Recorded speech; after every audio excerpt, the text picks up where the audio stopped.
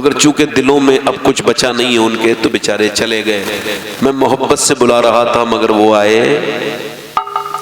اس کا مطلب ہے سب کو حضور کا ذکر سننے کی توفیق سمجھ آ رہی نہیں آ رہی ہے؟ آپ کو پتہ ہے حضور کا نام ہی اتنی بڑی تاثیر رکھتا ہے. اللہ اکبر. آنکھوں کا تارا نام محمد، دل کا سہارا نام محمد. اور کیا فرماتے جمیل قادری؟ دولت جو چاہو دونوں جہاں کی، کر لو وظیفہ نام محمد صلی اللہ علیہ وسلم صلی اللہ علیہ وسلم. تو اچھے نمبروں سے بچے پاس ہوئے ہیں 5. اب ان کو غریب بچے پڑھانے کے لیے کوئی جو پیسے کے معاملات نہیں ہیں تو مینجمنٹ نے کہا بچے ہونہار ہیں اور لائق ہیں تو ان کو ہم پڑھائیں گے. مینجمنٹ نے کہا ان کے فیوچر پلاننگ پوچھو کیا بننا چاہتے ہو. ایک بچہ بولا میں ڈاکٹر بننا چاہتا ہوں. ایک نے کہا میں انجینئر بننا چاہتا ہوں، فیوچر پلان بتا رہا ہے. ایک نے کہا میں پولیس میں جانا چاہتا ہوں، ایک نے کہا فوج میں جانا چاہتا ہوں. ایک بچہ سب سے خوبصورت بھی وہی تھا، سب سے ذہین بھی وہی تھا.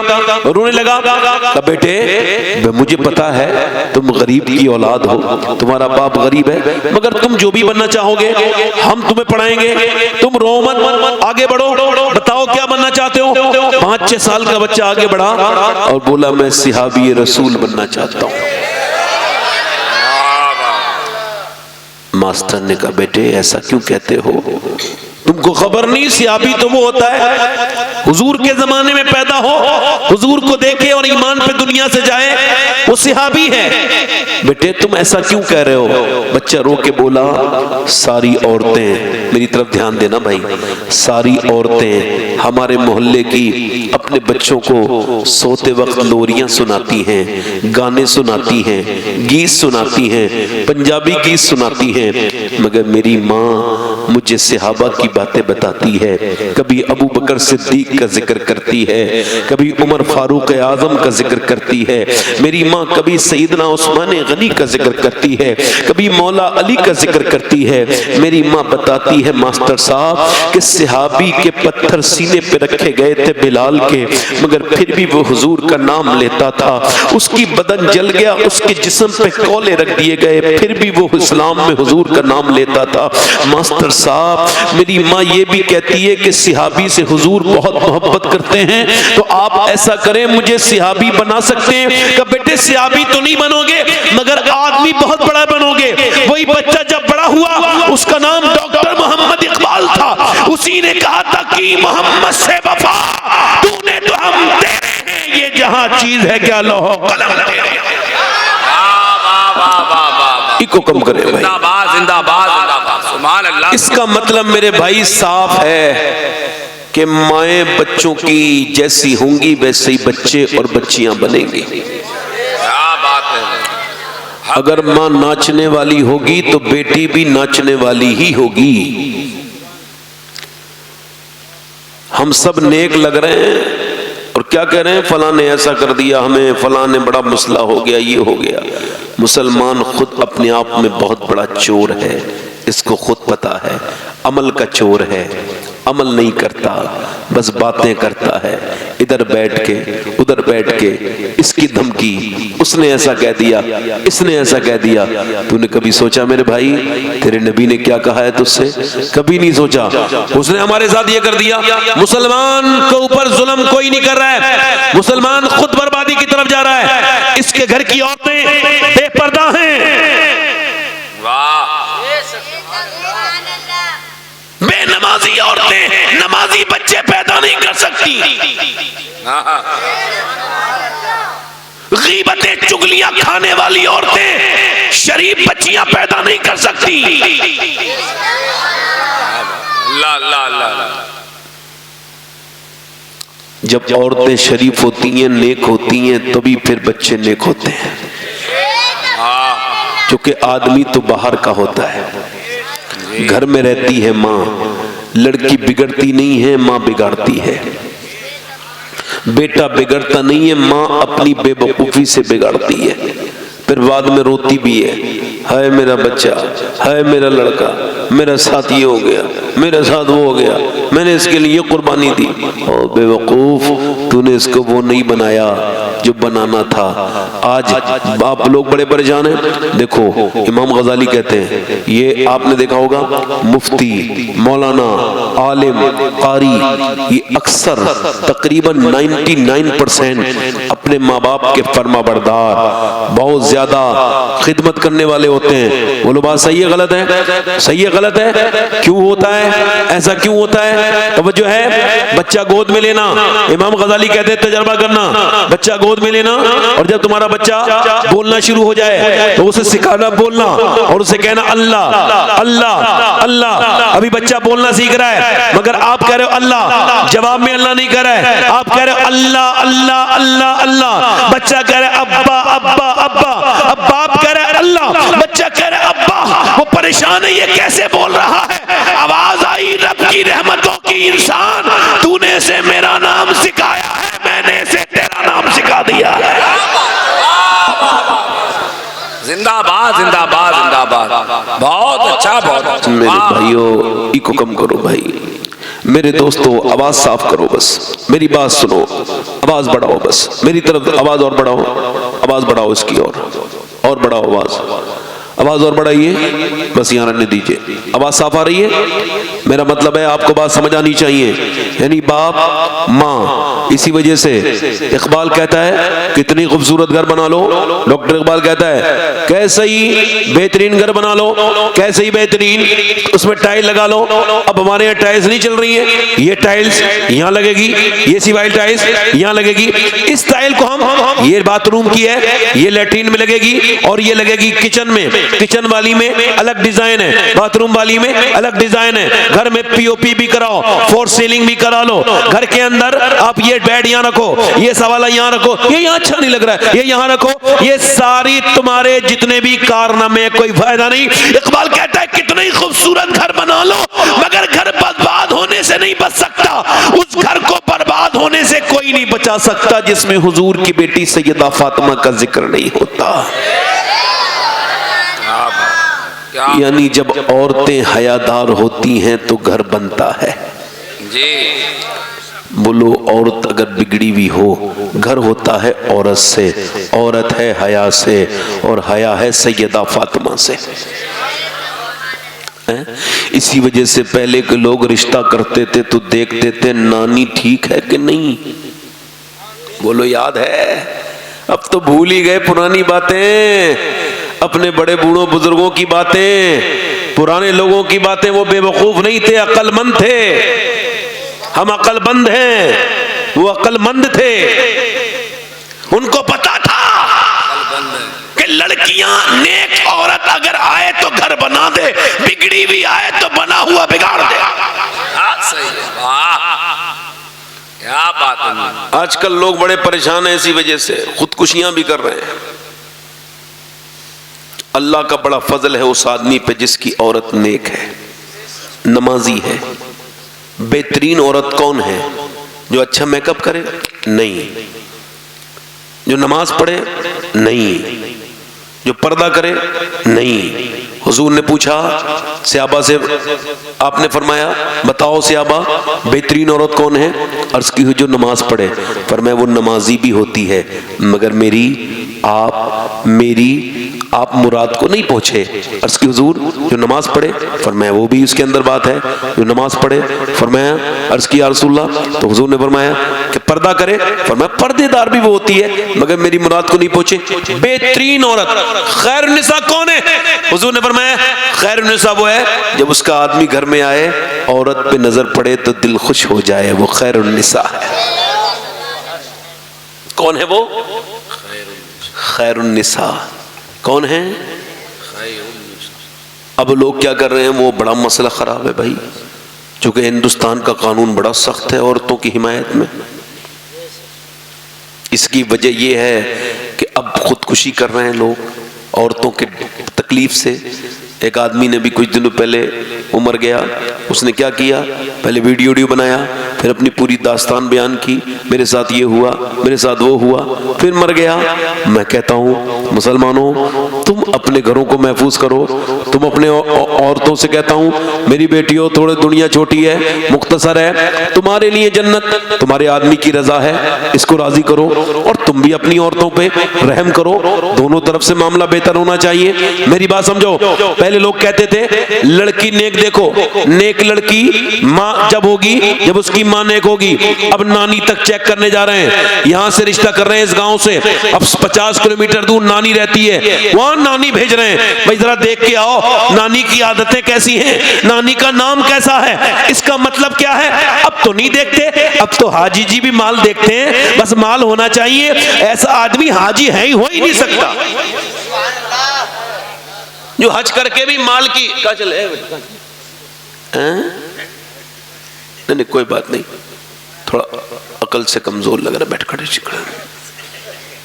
بیٹھو آرام سے، نہیں عقل مند آدمی میری تقریر میں سے نہیں اٹھتا ہے، بیٹھو آرام سے۔ توجہ ہے کہ نہیں آپ کی طرف؟ دل لگا کے بولو سبحان اللہ۔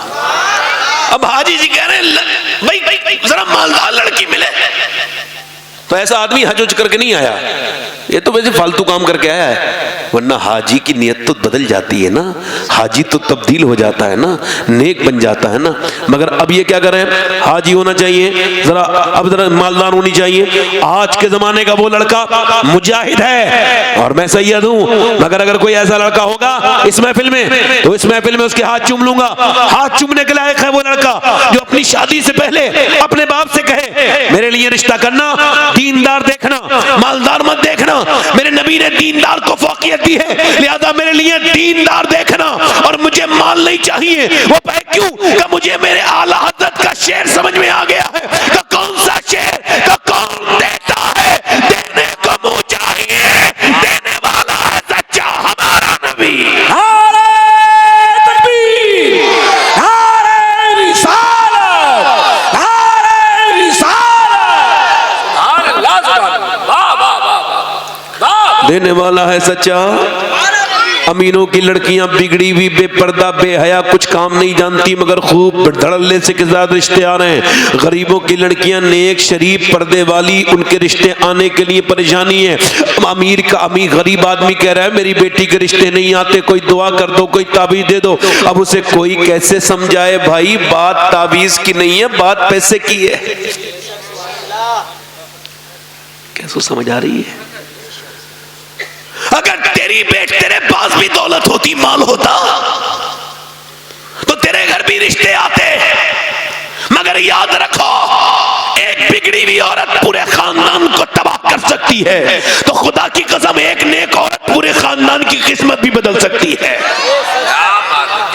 سنو میرے بھائیوں، پہلے لوگ کہتے تھے ایسا کرو بھائی کہ آپ دیکھیں نانی، اور نانی کو چیک کرتے تھے، دادی کو بالکل ٹھیک چیک کرتے تھے۔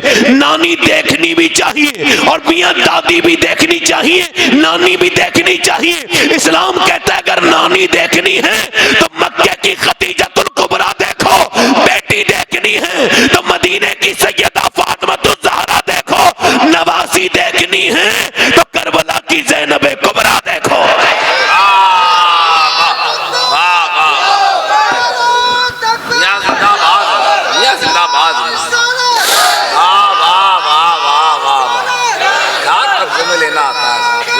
آجا آجا بیٹے آجا۔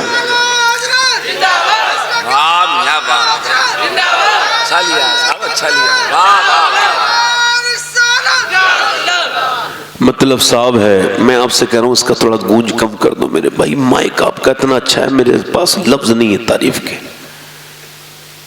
بہت اچھا، نہیں مذاق نہیں، اچھا مائک ہے، مذاق نہیں کر رہا ہوں، بہت اچھا مائک ہے، مگر میں کہہ رہا ہوں مجھے میرے حساب سے کر دو آپ، تاکہ میری بات جب نکلے تو ایک دم پہنچ جائے۔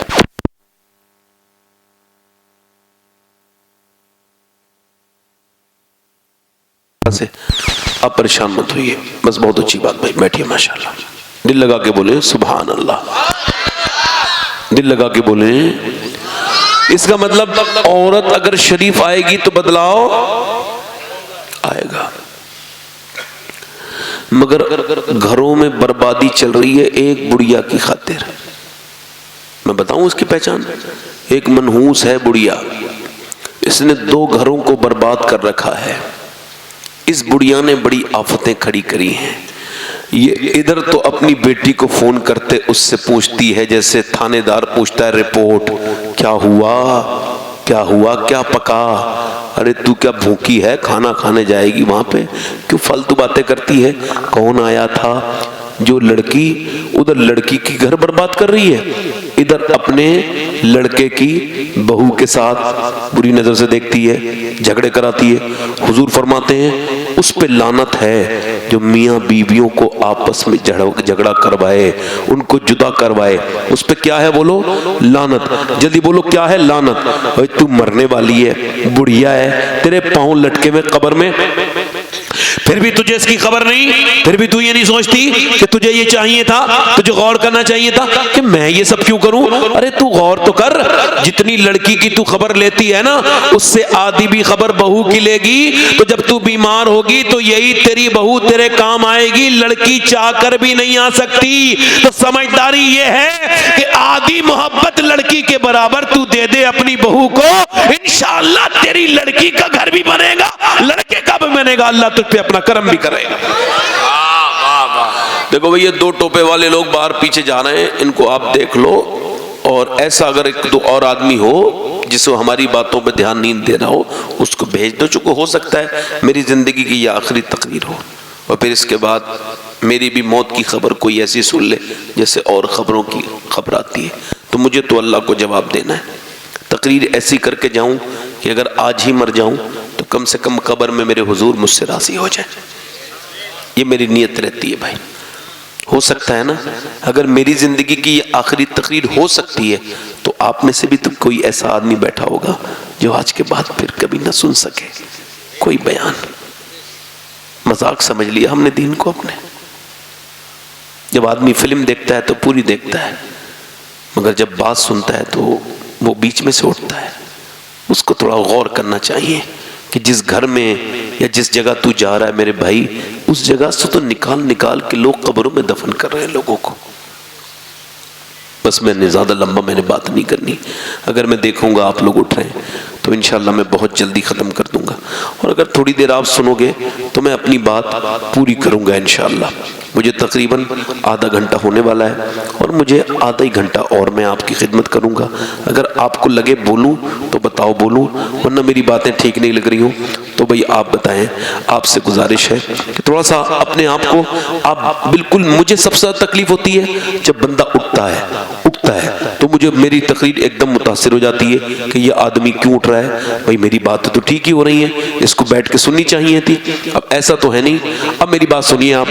مائیں اگر لڑکیاں نیک ہو جائیں، عورتیں، وہی میں بات کر رہا ہوں کہ اگر ٹھیک ہو جائیں، ایک عورت چاہے تو پورے گھر کو بدل سکتی ہے. ایک خاتون، ایک چودھری تھے، ان کا نام تھا ابا زید. انہوں نے 2 بیویاں تھیں ان کے، 1000 بیگھہ زمین تھی، یعنی وہ نواب آدمی تھا، بہت زیادہ مالدار. اس نے تیسری شادی کر لی، تیسری بیوی اس کو ٹھیک مل گئی. کبھی کبھی بیوی ٹھیک بھی مل جاتی ہے، اس کو تیسری ٹھیک ملی.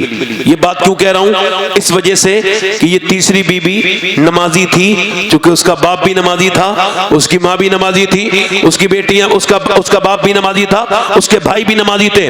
اب اس نے یہاں پہ آئی تو 100 نوکر ہیں چودھری کے یہاں پہ، کوئی نماز نہیں پڑھتا. نہ چودھری نماز پڑھے، نہ وہ اس کی بیویاں نماز پڑھیں، نہ بچے نماز پڑھیں، نہ وہ نوکر نماز پڑھیں، کوئی نماز نہیں پڑھتا. اب یہ حال اس کا ہو گیا. اس نے سوچا کہ اس کو کیسے بدلنا ہے، اپنے آدمی کو کیسے تبدیل کرنا ہے، اس کے اندر کیسے تبدیلی لانی ہے. تو اس نے کوئی جھگڑا نہیں کیا، لڑائی نہیں کی. کچھ عورتیں اگر نماز پڑھیں تو پوری زندگی دوسروں کو حقارت کی نظر سے دیکھتی ہیں. کچھ مرد نماز پڑھیں تو بے نمازیوں کے حقارت کی نظر سے دیکھتے ہیں.